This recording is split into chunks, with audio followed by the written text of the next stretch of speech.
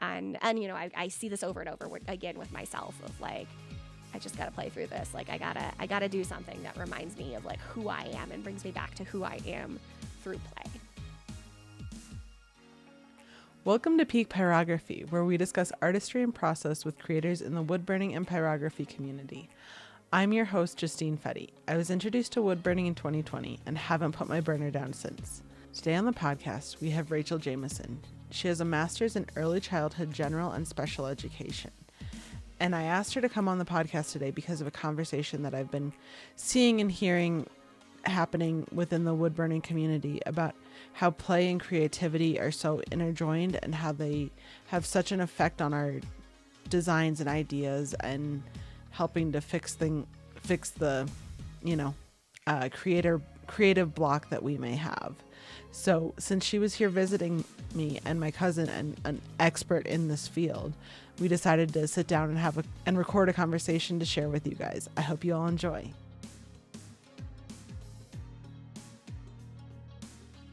Hey, Rachel. Hi. Welcome on Peak Pyrography. Thanks. I'm thrilled to have really you here. excited to be here. This is really exciting for me. Yeah, and I'm thrilled to have you here and actually in person live on the podcast. Yay.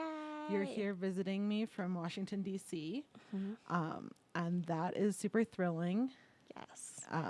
Yeah, I'm happy to be here. Happy to get out of the hustle and bustle of our city and be here with you and your family.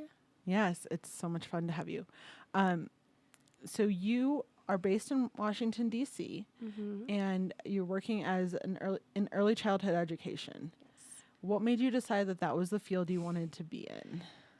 That's a really funny question. I get asked this all the time, and I feel like I always stammer around the answer because I feel like I was always in early childhood education. And like, I think you have a unique perspective because you've known me literally my whole life, but I've been babysitting since I was like 10 years old. And in church, I got hired at the age of like 13 to run their early childhood Christian ed program. And I think in college, I got a job teaching at a preschool on campus and then got in really close with the early childhood professor at my college, and the rest is history. So it's just been who I was my whole life, and now I have degrees. It has. Yes. And so you studied it for your undergraduate degree, you studied early childhood education. Studied psychology with Okay. a minor in early childhood. But by that time I was working pretty consistently at this early childhood program. And so I was kind of integrating early childhood development into everything. Yeah. And then you got your master's and you ended up writing a thesis about play. My thesis was, it was about kind of connection and how important connection is in a classroom, and how, having a teacher who's really intentional about putting their needs first and really connected to their children can kind of extend the learning as best as they can. But so much of this is through play, and the more I keep growing as a professional, the more I really, really value play in all aspects of life. Well, and this episode came about a lot because of a conversation that's been kind of happening amongst wood burners that I've kind of been watching and hearing about how play and getting back into play is really important for our artistry and our creative side. Mm-hmm. And I think that you've got some really good insight on that.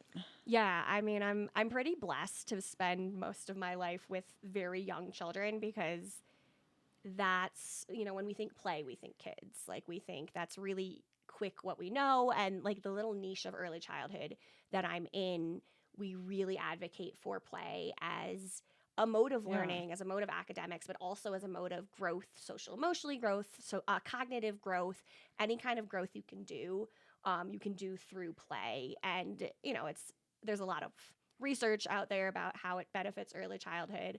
But we know it benefits adults too. There's also a lot of research and a lot of like anecdotal evidence that adults need play just as much as young children do. Yeah, I mean, you often see adults, when we've forgotten how to play, starting to find lots of anxiety and lots of stress. And there are times when we can start playing again and that brings out a whole different side. Yep, absolutely, absolutely. I think it really ties into mental health. It really ties into feeling like you have a purpose um, and power in your little world, whether you're 2 years old or 85 years old or anywhere in between.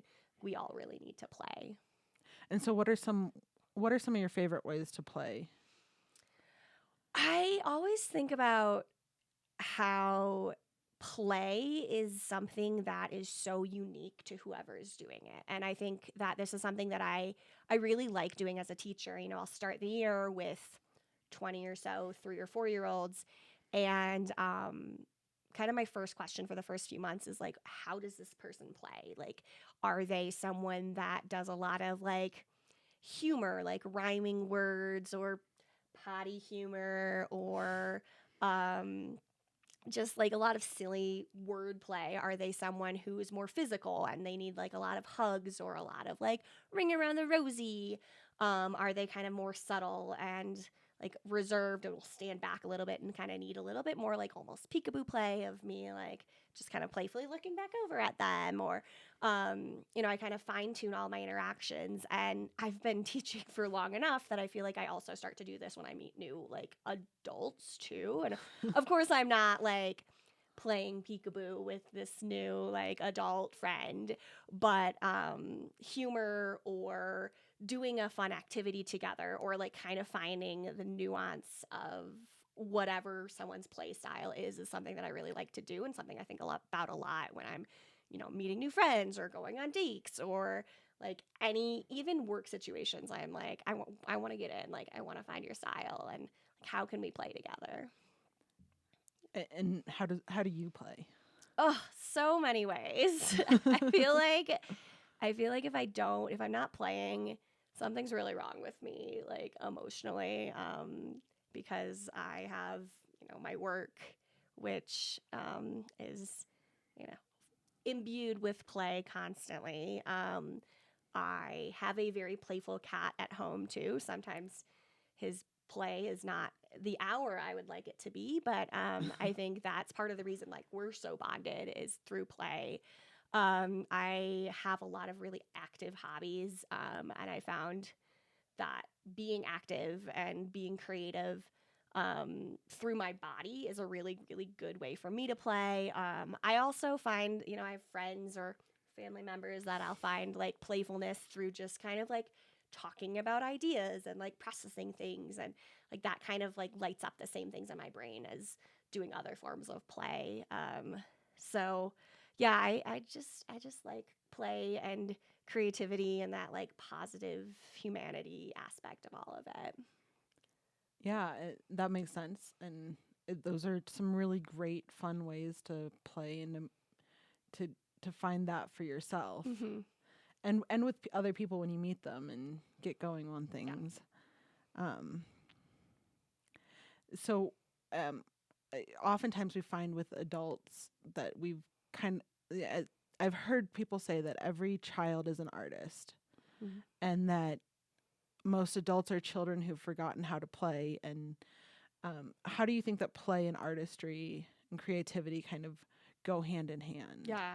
I think children are so innately creative and so innately playful. And they have to be because they're experiencing the world often for the first time. And, when you see something new, you kind of try to figure it out. And adults, I think, will figure it out by like observing or watching, but kids often figure it out by experiencing it, putting it in their mouth, or, will it bounce if I drop it? Will it roll? Like just, you see something new. And there's research out there about how creative kids are in finding ways to rearrange things or finding ways to put things together or figure out answers. And adults are a lot more like rigid in it. There's a quote by, I believe it is theorist Jean Piaget, um, that says play is the answer to the question, how does anything new come about? And I see this all the time in my classroom of like through play, children are discovering truths that, we adults know, but children are discovering it for the first time, or they're kind of just creating their own little world, and creating that.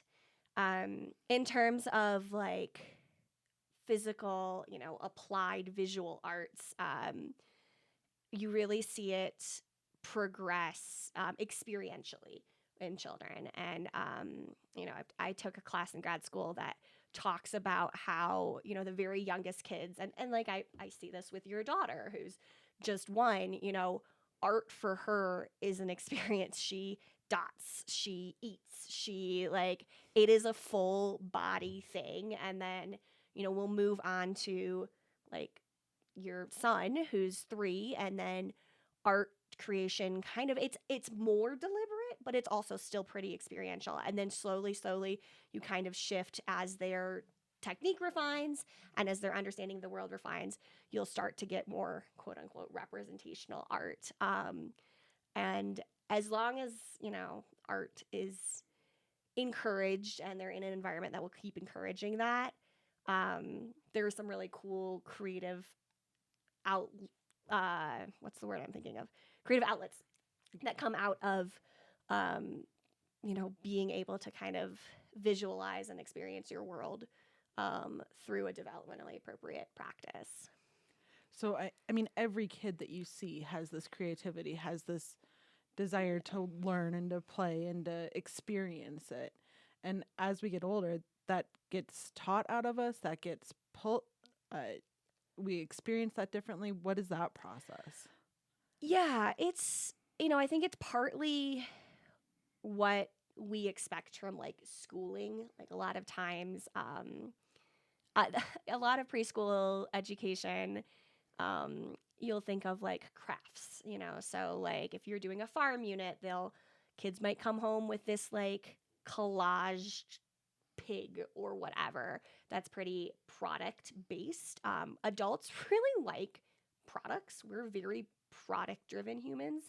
And it feels really good when we do these crafts, that like the teacher can be like, look, I did a thing. Your kid made an owl or a pig or whatever. But kids, like true developmentally appropriate art for early childhood is very process based. It is going to be sending home 20 different pages that look basically the same because that's where your kid is. So I think it comes from, a little bit of like how formal schooling has kind of said like this is learning, this is what art should look like. And also a little bit of like adult anxiety of like we are not often very experiential in our creative processes unless we're really trying to. And I think that's part of like why you're doing this podcast and why you're having me on is like experiential, like really getting that intrinsic motivation is really powerful, but it kind of comes secondary for adults, and adults really like things that fit into neat little boxes. And kids don't even know what those boxes are yet. Yeah. So, Yeah. And I mean, and as we get older, we sort of lose that creativity, lose that will to say, I mean, a 3-year-old will say yes to just about everything. yes. And by the time we get to be 15, once we get to middle school, whatever age that is, you start being more scared to say yes. Mm-hmm. Mm-hmm. And that just kind of, we start to lose that. And then you get older and you're like, well, where did that go? Yeah, and I wish I knew an antidote for that, because I think that there's something so beautiful about just the like unbridled enthusiasm of life that children have. And we definitely lose that, and like sometimes for the better, I think we gain some emotional and cognitive regulation skills that 3-year-olds don't have, for example, which is Sure. is Yeah. good. But I think also along with that starts to become an like self-image questions of like, I'm only worthwhile if XYZ, and then anything out of that XYZ, especially in like adolescence and like early adulthood, when humans are like really trying to figure out who they are in the world. Those can be really heavy, and I think there's a lot of people that still get weighed down in that. And you know, there's no shame in that. Like, that's life, and plenty of people live a happy, fulfilled life with that. But there's other ways of doing it too. Yeah. And you can still, so like at this point in my life, I'm still looking for the play and finding it in different places, but it's a lot harder to do as an adult. Yes. Do you have any insight or advice on finding play as an adult? We talked a little bit about what you do. Yeah, we talked a little bit about that. I think there's some like self-awareness that you have to have of just like doing something, like going through your daily schedule or doing the things that you do, and then just kind of assessing, like, does this actually feel good, or am I doing this to, you know, build my brand on Instagram, or like, am I doing this because I should be doing this, or am I doing this because, you know, I've done this my whole life and like this is continuing on. But really like noticing what feels good and finding that, like, ooh, I like this aspect of this, or like, you know, this feels really exciting to me, and so I want to keep like going down that avenue. Just knowing yourself and knowing what works, and then knowing what aspects of things will feel really good for you. An example that comes to mind is I've been playing Dungeons and Dragons for like 3 years with my friends. And it's pretty much my only non-active hobby, and my body, like, I'm constantly moving. And so sometimes I find myself like getting distracted or other things. And I went through this period a while ago where I was like, I don't really think I like this activity like, this isn't my play. My best friend, like, she's so into it. This is her play. She's in our campaign. And I think part of the reason I'm sticking with the campaign is so that I can spend time with her. But my play is more of like being together with this group of friends. And like, we meet, you know, twice a month. And I think kind of reframing D&D from like okay, like, this isn't necessarily the kind of thing that I'm really into. Like, I can't force myself to find play in like the mechanics of the game in the way that some other people can. But I can find play in like the little, you know, asides that I have with my friends, or the like jokes that we make, or like being like, okay, that's my play. Like, D&D, like the actual activity, like, sure, it's fine. I don't hate it. But like, what keeps me coming back to it is seeing these friends and just making silly jokes and just like being weird and funny, and like having, again, coming back to play as connection, like having that community and that connection too. Right, because that's what you spent a long time studying, was play and connection. Yes. Whether it was formal education that I studied it or informal, like, that has been such a big part of my whole life. Yeah. And I think that a lot of us in the wood burning community find our connection online and can find some of that, you know, sharing each other's stuff, or having conversations about what tools are you using, what wood are you burning on. You know, that's one way that we are, that's a way that we're playing. Yeah, absolutely. And if you kind of like parallel that between, you know, in a classroom, like 4 kids sitting at the lunch table laughing about like cheese sticks and like all, you know, those things that you kind of like directly say, like, oh, this is play, like, children play. Yes. This is clearly play. These kids are joking around. Like, it's that same thing, but just shifted more developmentally for adults. But you're still really connecting to each other and sharing in this like beautiful common interest and finding joy and just doing things for the sake of doing them, not for any sort of extrinsic obligation. Yeah. So, when you're playing, what do you have going on in the background? Is it like, are you just moving? Because you said most of your play comes from movement. So, are you just moving to the sound of the wind in the trees, or are you moving to? Is there music? Are you on the street listening to cars honking, and kind of what happens in the background when you do this? Yeah, for me personally, I tend to like some sort of structure in the activities that I do for play, particularly the ones that are like more movement focused. So for a number of years, I think about 3 years now, I've been doing aerial sling, which is a circus apparatus. And like I have a background in dance and I've danced in some form most of my life. And so this was kind of just like the next step in my dancing. And I think that is such a great form of play. It hits all of the markers for play of there's a structure. So it's like, it's not so open ended that I get overwhelmed with it. But there's a structure. We'll often like learn a couple skills and then get a chance to kind of put it to music and literally like play around with how can I do this transition from like an inversion up to, standing or whatever, whatever the skill is that day. Like how can I apply it to this like instrumental song and like, okay, what would be different about the quality of movement if I had applied it to like a Taylor Swift song or a Disney song? Like how does kind of the environment shift within the structure and the the organization of this activity? Like where can I find little like ways to nuance it? That's really cool. That's fun to add that together and combine it with some of your favorite things.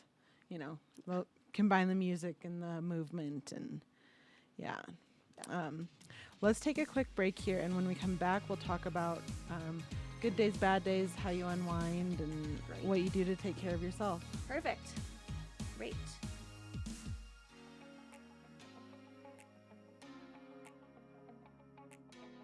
All right. Well, and welcome back, Rachel. Thanks.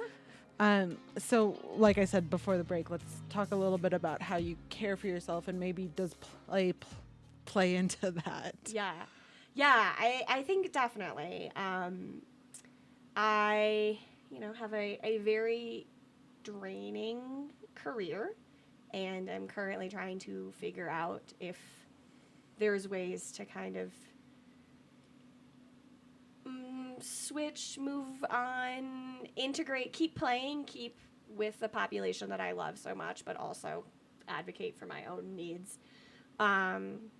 So I think that my presence in my own play is kind of a meter for how stressed I am and how much my stress of the career is kind of taking a toll on me. Usually I'll come home from work and just kind of veg out with the cat for a while.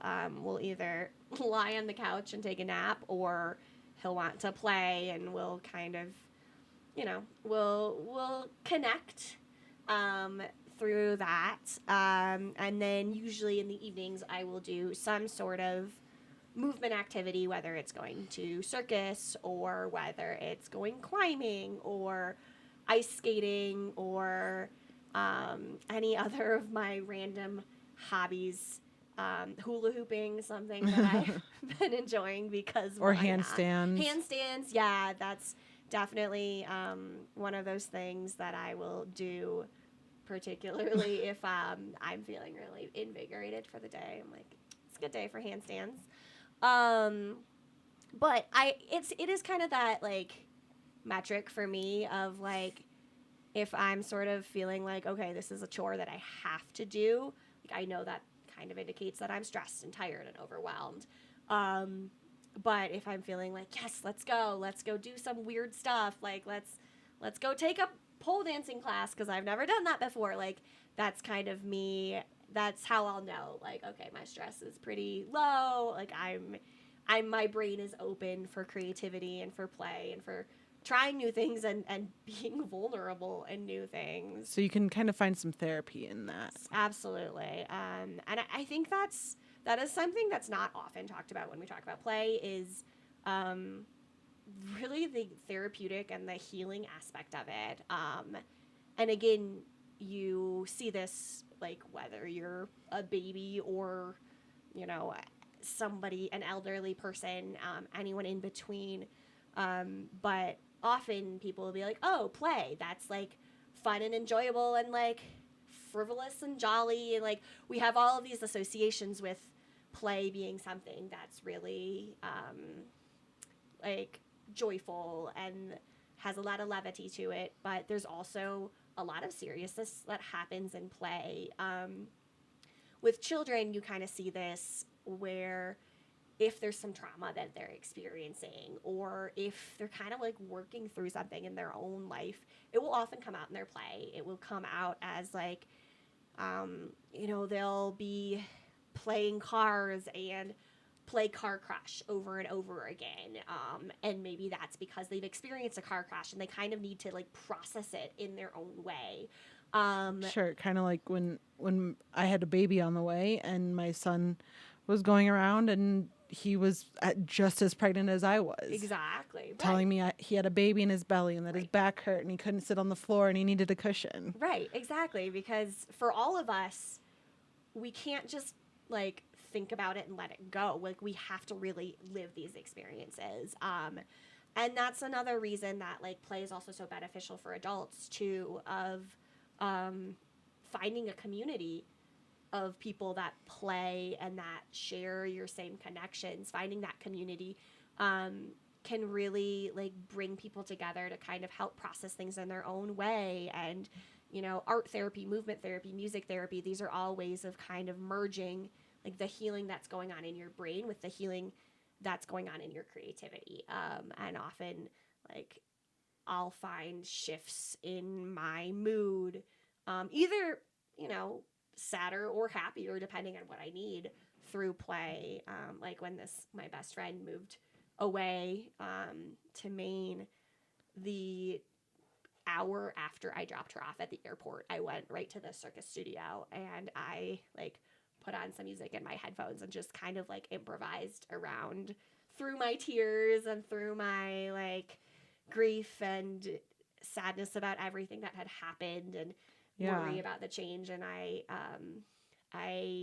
think I texted you a bunch of pictures from that night too of like I just wanted to feel strong. I wanted to do something that I love. I wanted to like put on the music that I like that reminded me of her and like really just kind of have it like play through it. And you were thinking of her and you were also bringing in some of the things that make you feel like I am strong and capable and I can do this and I'm going to miss my best friend so much because she's been my roommate for years and years.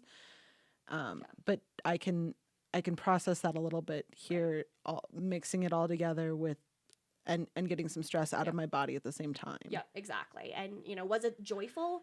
No, not exactly. But was it play? Yes, absolutely. And did I get the same benefits from it that I would have if I was like just coming off of a really elated experience and like I was like, I'm so excited, I'm gonna put this into my dance. Like I got so much out of it and I got to a place where I think that really like helped me with some of the healing process. And you know, I see this over and over again with myself of like, I just got to play through this. Like I gotta do something that reminds me of like who I am and brings me back to who I am through play. Yeah. Yeah, that makes sense. So on your bad days, you go out and you find ways to play and to move your body. And what's a good day look like? Yeah, I mean, similar. I just might have a little bit more energy in play. I think I have a lot of friends that are, I would say, like silly and weird. And those friends like really fuel me on a good day.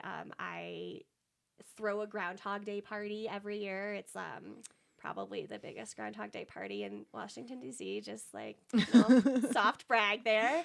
But like that's a good day for me because And you've truly been doing that for years. oh yeah, this was the 5th year that I've hosted a big party, but I've celebrated it in other ways.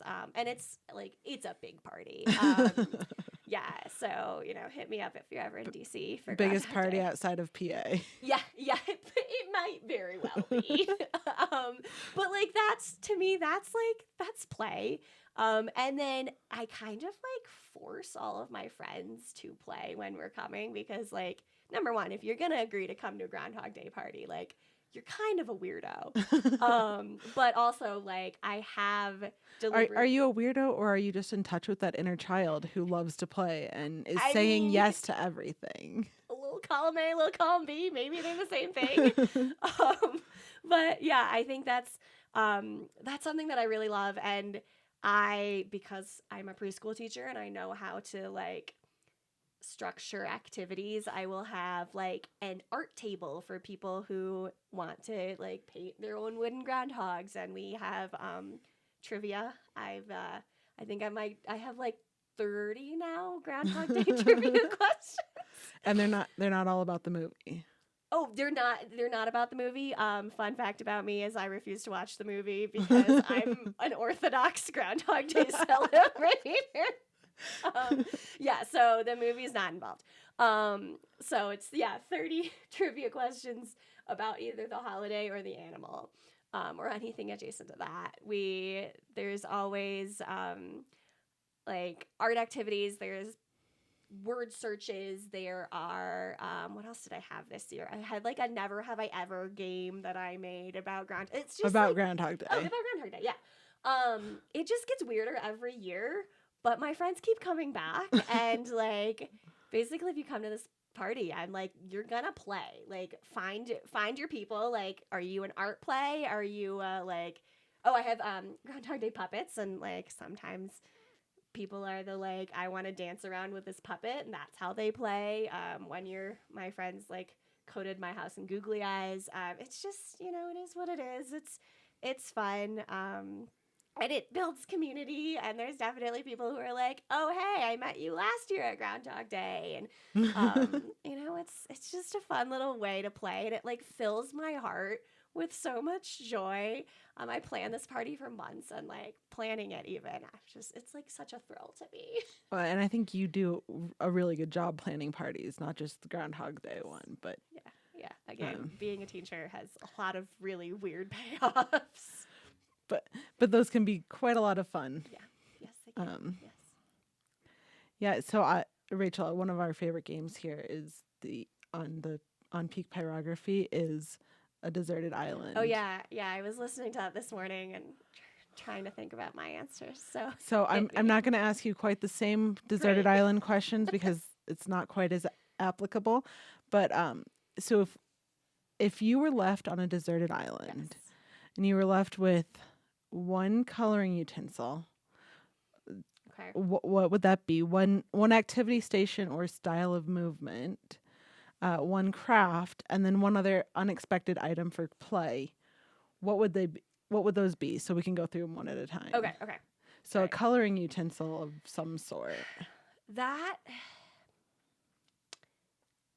probably paint, because there's a lot you can do with it.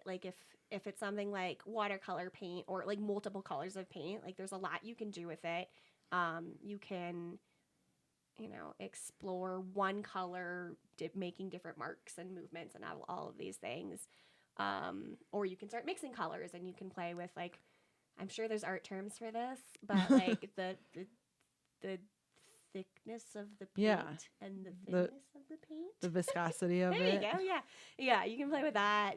There's a lot that you can do with paint. And it's also really sensory. That's really bodily too. And I mean, you can even if it was finger paint or yeah. I mean, you watch how babies explore things like paint, and it is a full body experience. It is a gets into their intestines, and you see it later in their diaper kind of experience. But that's play, and that's great. Yeah. Okay, so you would have paint, and then what's your activity or movement station? So one of the things that I'm really an advocate for, and I know a lot about this because my grad school was really involved in it, is wooden blocks. So if you think about like typical preschool classrooms, you're going to likely think about these just like neutral wooden blocks that are in various shapes. Sometimes you got the arches or the Yeah, squares exactly. or the Yeah, cylinders. exactly. And those blocks actually were created by someone who was one of the founders for my grad school. And so a lot of my education kind of would come back to blocks and how rich they are, not only in like hitting academic goals, because the blocks are actually all proportional to each other. So, you know, kids might think they're building a castle, but they're also learning ratios and proportions and like you know, basic math skills and science skills.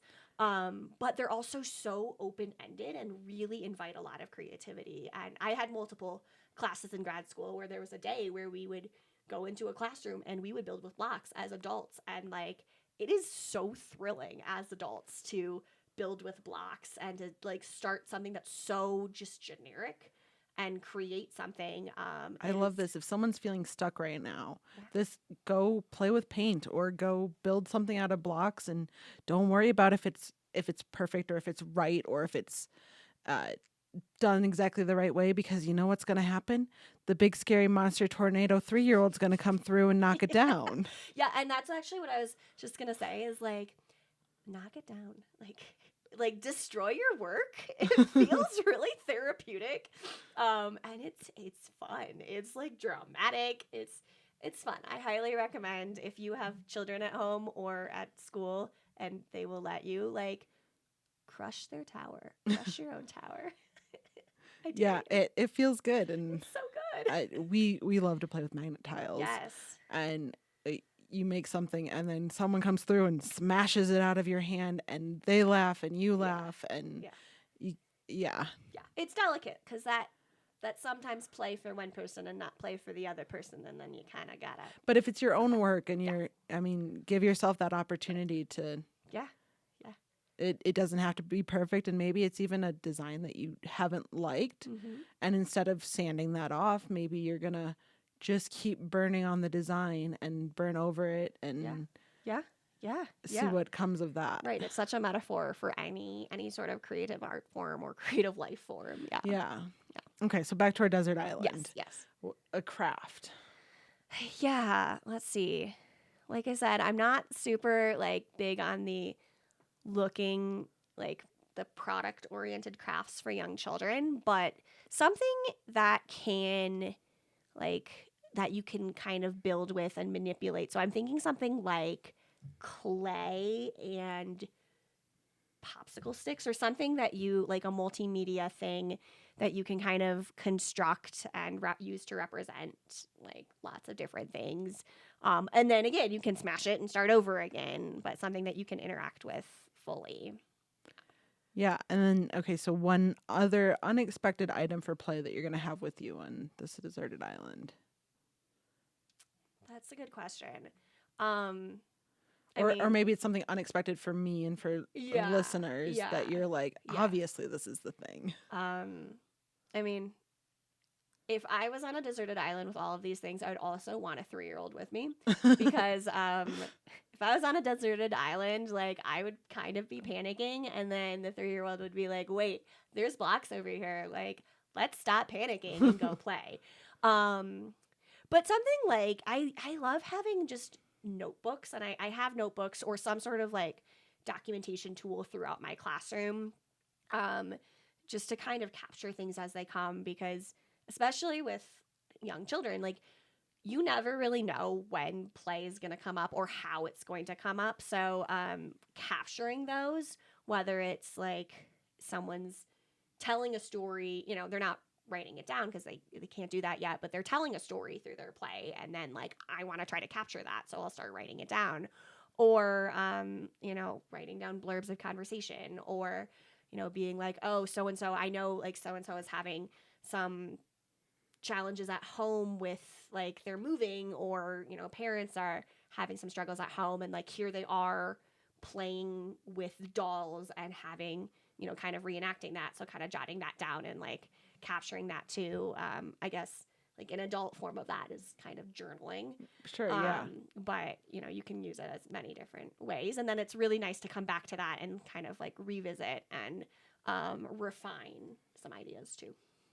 Yeah, that's fun. And journaling really it can fill a lot of those needs, especially if it's not a movement based play that you're feeling like you're needing at the time. Exactly. Yeah.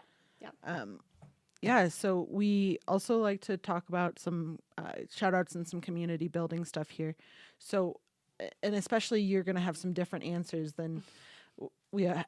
typically have. Who are 3 accounts that we should be following to maybe get some inspiration from, or to learn from, or Yeah. So I think the first one that I would shout out is my circus studio, because they have done so much for me in terms of helping support my play. so what's their They're called Monarca in Flight. So you'll find Monarca, Monarca in Flight is their handle.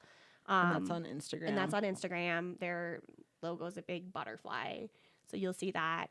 They don't post a whole lot, but when they do, it's like really cool circus content. And who doesn't love watching people like dangle from fabric?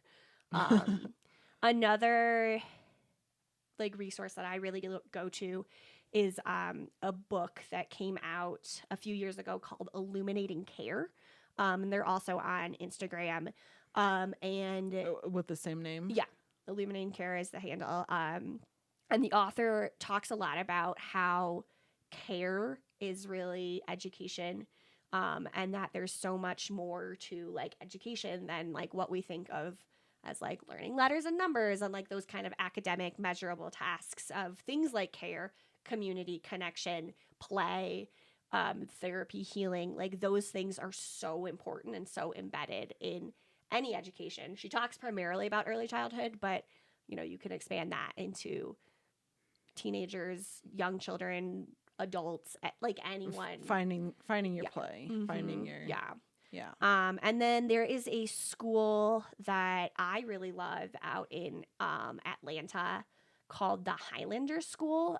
It's their handle is the Highlander School ATL, and they are a preschool and early childhood program that's rooted in like Black and Indigenous theories and liberation, and they do a whole lot of like really, really cool curriculum that really integrates play with like community building in the broader community. Like they've done projects on like food security for their greater community, and they did a really cool project looking at the indigenous community and making sure that they had like their sacred lands were respected by the government. Like some really, really cool ways of using play to kind of transcend a lot of other like what we see as school, and a lot of ideas about what academics should look like. And this, all is done like it's really child directed and play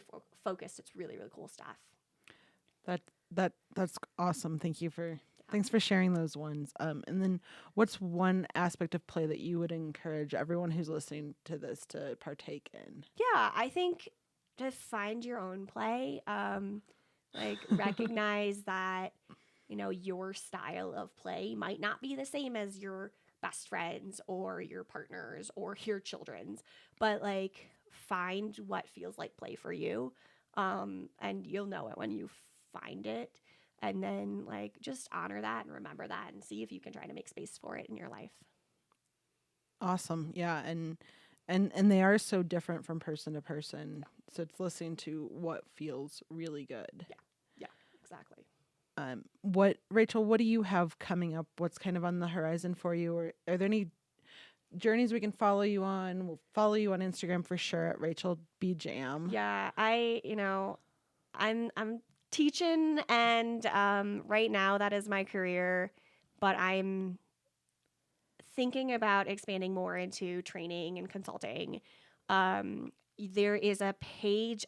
They're only on Facebook, unfortunately. It's Powerful Interactions is the Facebook page, and I've done some writing for that. But yeah, I guess follow me on Instagram and like check in with me and encourage me to keep finding my own play through the difficult years that it has been to be a teacher right now. It absolutely has been. It's been the last couple of years have been very draining. Yeah, it's a hard time. Yeah. Shout out to all teachers out there. We're not okay. Shout out to all the teachers, because without you, the world would not be the same. Yeah. Well, Rachel, thanks so much for coming on today. This has been so fun to have you. So fun. And again, you guys can find Rachel on Instagram at @rachelbjam, and let her know what you thought of today and what ways you are figuring out how to play. Yes, let me know.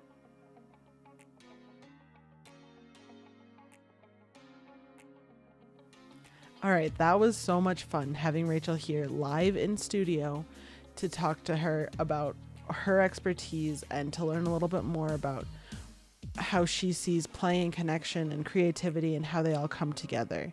What are you doing to find play and connection? Let me know at peak_pyro, and let Rachel know by reaching out to her at @rachelbjam. We hope you loved today's episode and can't wait for you to hear the next one. Peak Pyrography is produced by Fedde Studios and Justine Fedde. Our producer and sound engineer is Kevin Fedde. If you enjoyed today's episode, please like and subscribe on YouTube or wherever you get your podcasts. You can share your comments on today's episode or suggestions for the future on Instagram at peak_pyro or via email at peakpyrography@gmail.com.